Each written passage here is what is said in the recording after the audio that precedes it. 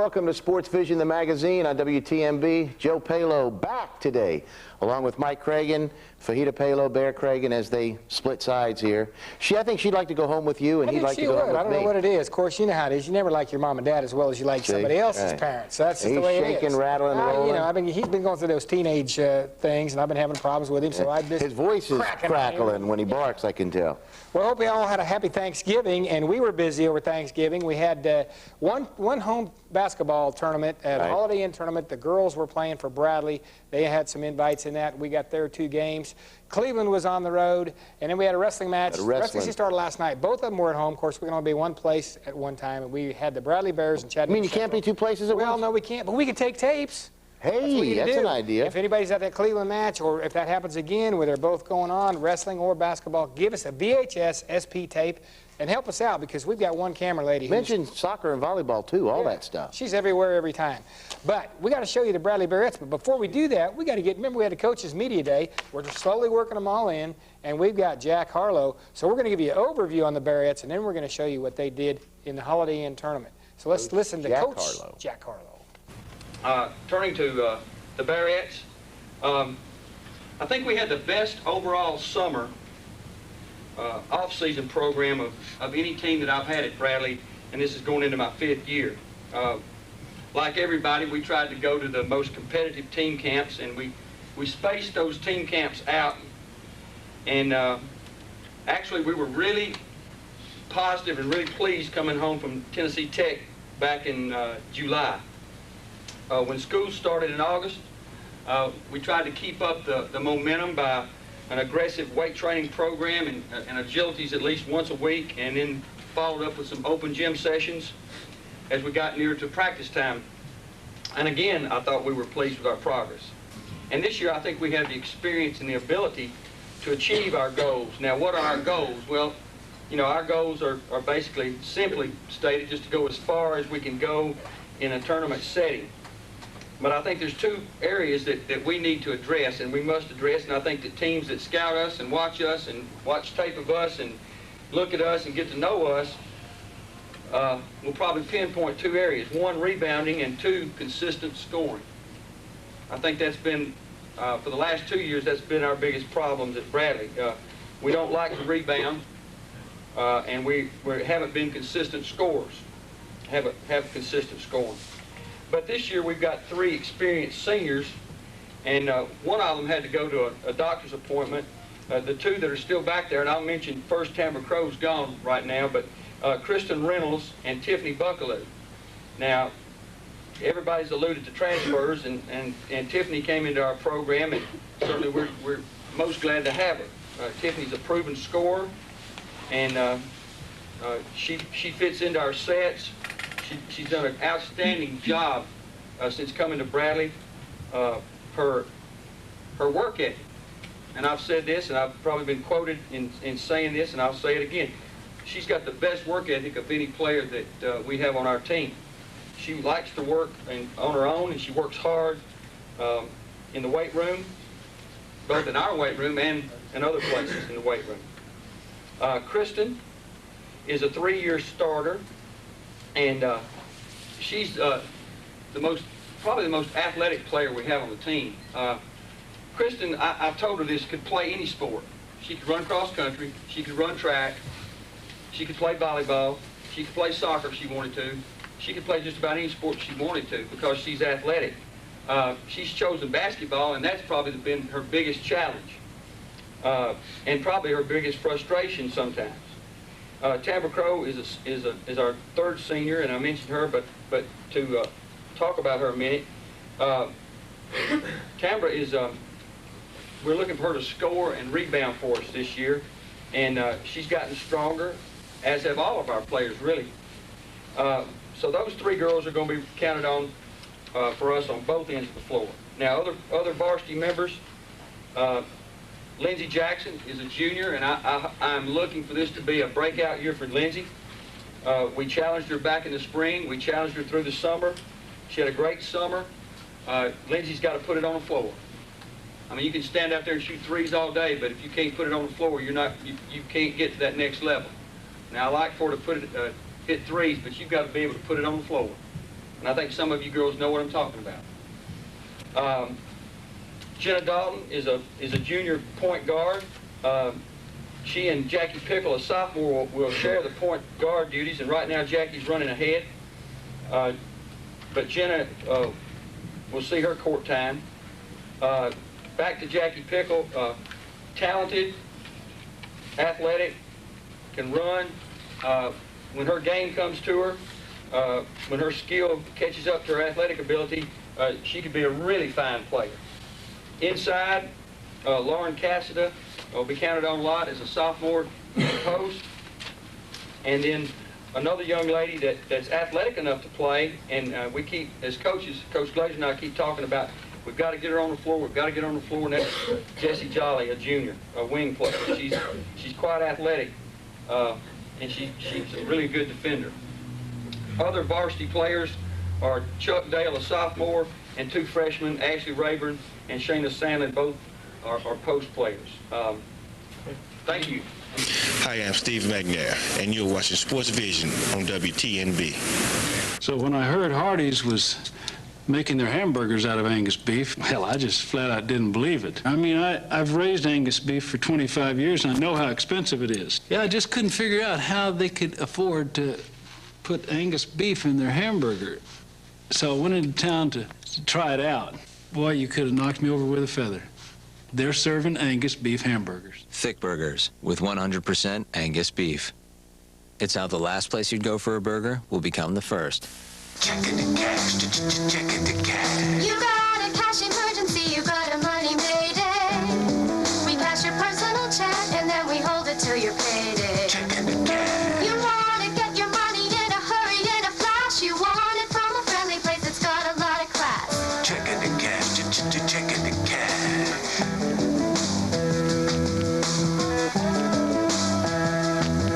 When you get a money mayday, checking the cash.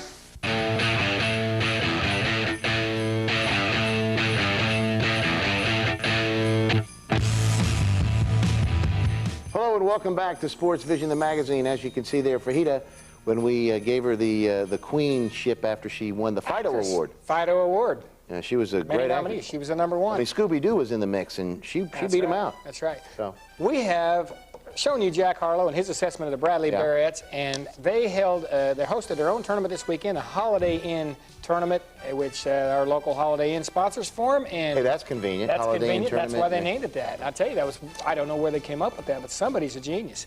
But besides Remember the that, movie Holiday Inn? No, I don't. Anyway, Bradley Barrettes were in action, and Coach Harlow had some things to smile about, had some things not to smile about. Here we go. Let's roll the tape. They started out with Antioch, and the Bradley girls. Bradley. There it is before it starts. Nothing, of course, then. But listen, they're doing some intros. There's the Barrettes getting pumped up and ready to go. This was Friday the 28th, right after Thanksgiving. First basket of the game. Look at this from outside. She was hot there all weekend long. Lindsey Jackson with a long jumper. It goes right through So Wish, and here it is. This is a break to Tiffany Buckaloo as she will lay it in, and Pickle on the assist. Here we go, Buckaloo again. She would have 17 points. Look at that, hitting the boards. She got game, buddy. Back up it is, and she was fouled right there. Here we go. Once again, it's Buckaloo. Look at that little head fake, drive to the basket, falls to the floor, but she does score. One more time. Here it is. This is going to be Buckaloo. Watch her right here on the baseline. Nice jumper, all sides of the court. It doesn't matter. She was putting it through the hoop. At the quarter buzzer. Check this out now. You're going to hear the buzz maybe. If not, we'll do it for you. Buckaloo scores. There it is. They trot off, and it's 23-22 Bradley, and Buckaloo scored 17 straight points right there as Bradley is the guest on your scoreboard. All right, here we go. Second quarter. Jackie Pickle. That's easy and a for you nice to shot say. right there on a fast break. Buckaloo again. Watch this. Driving the lane. Shoulder square. Basket through. Pickle steals. Lots of defense here. Now she's on the break all by herself. Lays it up with the left hand. It is good. Jackson. Her specialty is outside for the threes. Here it is. Look at this. Pass from Pickle. It is in the basket. Now watch this. She can also score. Well, she want to do another one first in long range. Got to let her do 2. Look at that. There we go. She Same was spot. hot. Now, she can score inside, too. Little victory lap on this one. If she leaves it on the break, it's in Bradley's Kristen Reynolds. Now, she'll get in the act. Watch this. Little give and go. Reynolds bounces it through. She was fouled, and that was the last points of the half right there. Bradley 41-36. They are leading Antioch. Second half, Tambra Crow would catch fire right there with a three-pointer. Now, next time down, looks like a replay again, but it's just Crow again, putting it through the hoop again. Nice Somebody's pass eating Crow. underneath the Buckaloo. Right here it is. There's a good pass, and that is Kristen Reynolds right there. That's nice. Buckaloo on the J. Watch this, it's sweet from way outside. Oh, my goodness. It is through. And Lauren Casada, you say Casada. My girlfriend. Cassida, there it is right there inside. 2 points from Lauren Cassida. Lindsey Jackson now bombs away again through the hoop. Buckaloo works more moves on the inside this time. There it is. Turnaround jumper. It goes through. And watch this. Crow dribbles, shoots in the basket. Buckaloo again off the Jackson feed. There it is. Nice pass, nice lay-in. Buckaloo's going to drive the lane, and they are going to win the ball game right here, 66-58. The Bearettes. How about that? Nice game wonderful in the game opening game of the tournament, and they would play 2 more, and we're going to show those to you here in just a little bit. There, I was thinking, if Casey Clausen's little sister, Cindy, if Cindy Clausen married Kellen Pickle, her name would be Cindy Clausen Pickle. We're going to go to a commercial on that one. I said, are you gonna be my girl?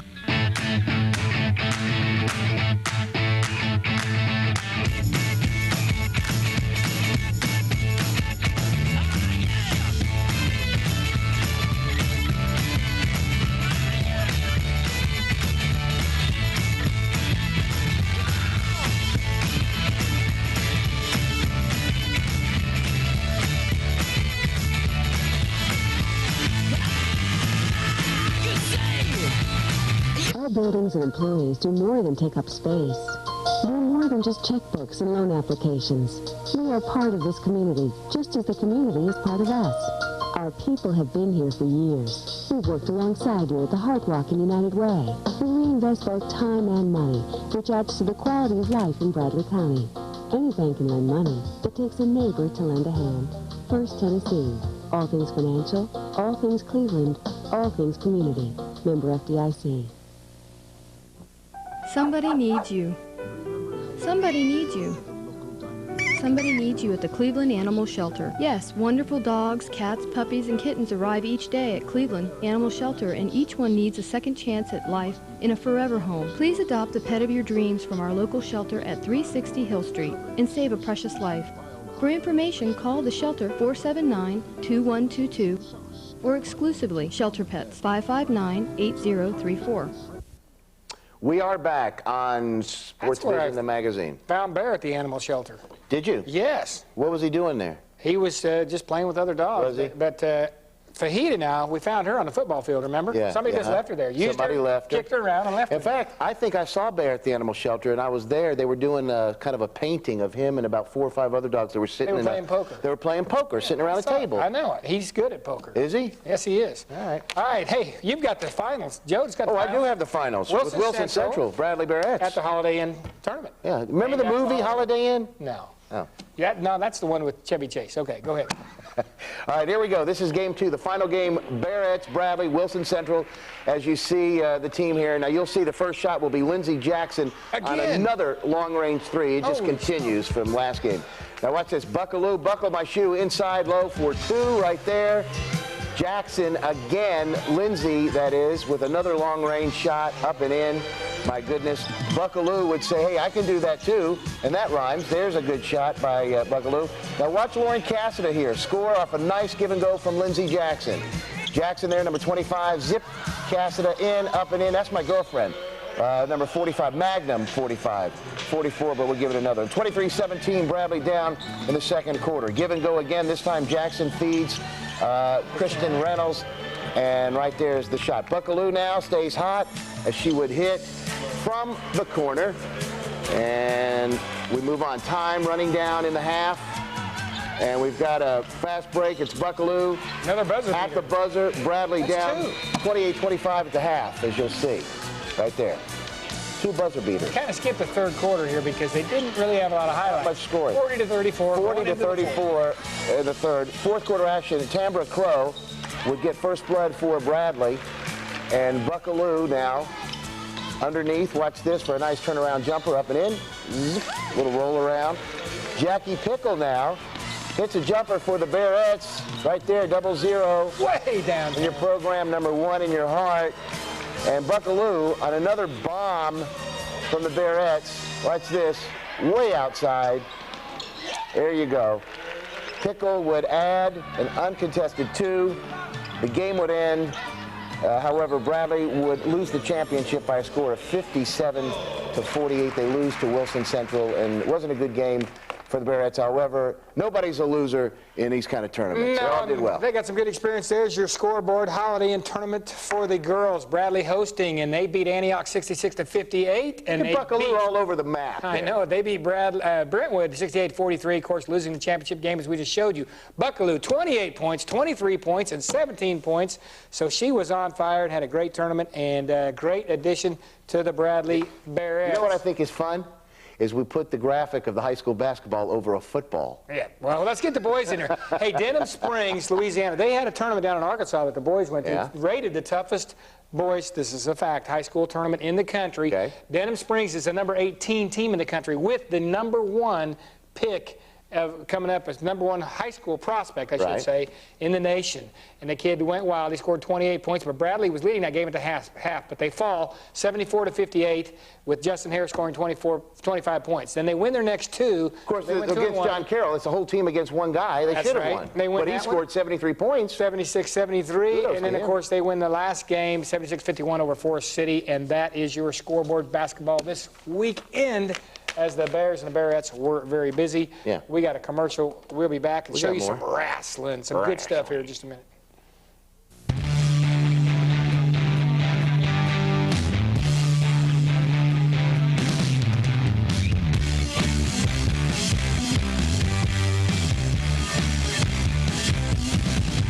Got your rhymes going round in my head. Got your supersonic beats mixing up my kids. So dance, little DJ, come on. What's your name?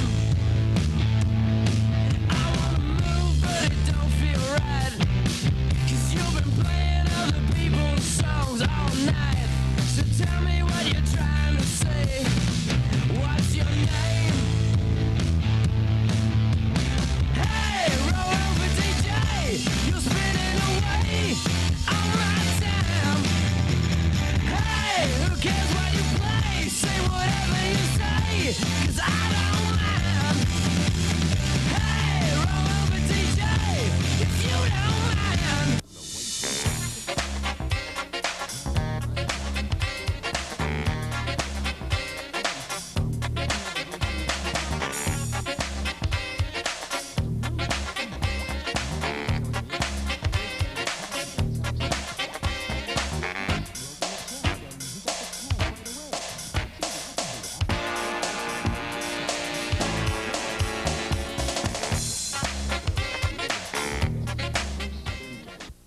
Welcome back, SportsVision, the magazine. You know what's funny is that Cougar really does go to school there, and I think he's working on his master's now.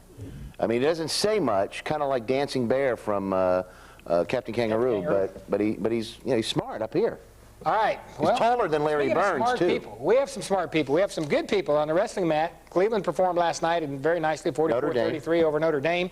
And the Bradley Bears, we were there, so we've got it on tape. Let's take a look real quick at some action, about 5 minutes of good, hard, physical wrestling. This right here is the 112-pound Blake Tinsley, second in the state last year, and taking his Chattanooga Central opponent and basically taking him out of the woodshed and saying, here is what it's like.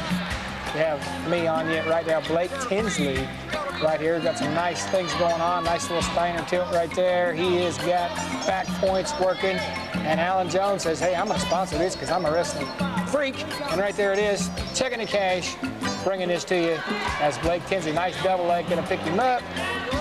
going to take him to the down house. straight to his back. And now we move on to Jake West. Check out the mohawk.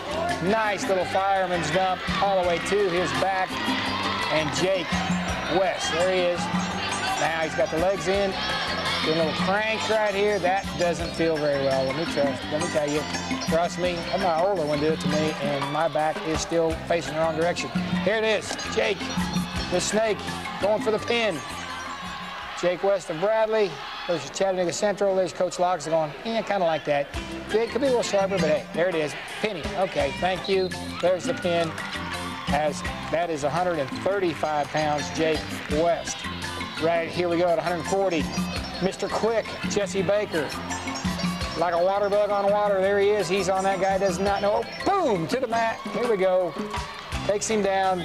Jesse Baker would also end up winning by pin right here. Watch this little flurry, though. Talk about a kid that has some athletic ability. Got voted with the most balance of all wrestlers in the state. This will show you why. Look at this. He's got the guy down, but he's going to end up getting in trouble himself here in a minute after he gets his back points. But he can come out of situations that most people are not able to come out of. It's coming up right here. Check this out. He looks to be in trouble. No, he's in trouble. He's in trouble. Wait a minute. You're forgetting who this is.